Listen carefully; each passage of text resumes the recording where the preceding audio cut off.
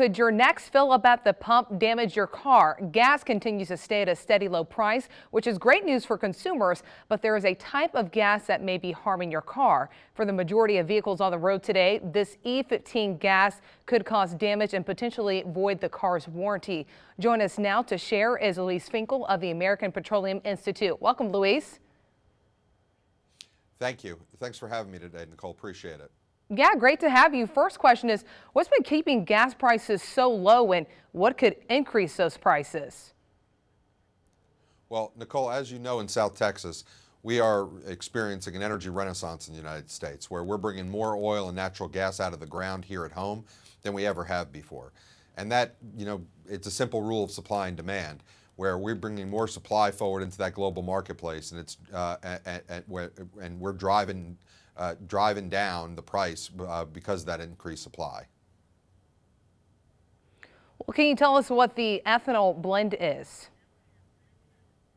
Sure. So about 10 years ago, Nicole, Congress mandated that we start blending more and more ethanol into our gasoline through a program called the Renewable Fuel Standard.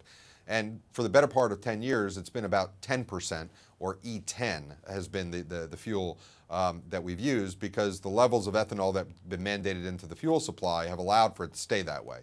Unfortunately, with increasing amounts of ethanol being mandated to be put in our gasoline, that number is going to start going up. And unfortunately, there's this new fuel that's going to start penetrating the marketplace called E15. And in some cases, we even have E85, where it's 85% ethanol. Now, the problem with that is that we also have increased demand because of consumers for something called E0, which is what's called what a lot of folks call clean gasoline, which is really used for small engines and boats. But in South Texas, boating's a way of life. So there's a huge consumer base down in your part of the world for that E0, which makes it even harder when you have to start forcing these higher ethanol blends into the market.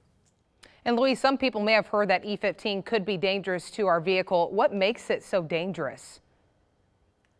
Well, Nicole, most vehicles on the road today, more than 90% of them, were made to be compatible with E10. They were made to run on E10. That's the recommended fuel. And the problem is that that higher ethanol blends don't necessarily match up with the engine and the fuel system in some of those cars, in most of those cars. And so that E85 could be corrosive and do damage to the engines. In addition, the car manufacturers are saying that they're not going to honor the warranties and it would void the warranty if you put a fuel in your car that's not the recommended fuel. So clearly, consumers have to be real careful in making sure they're not using the wrong fuel in this E85 in their cars. All right, thank you, Luis. And a lot of people will be traveling this weekend for Memorial Day.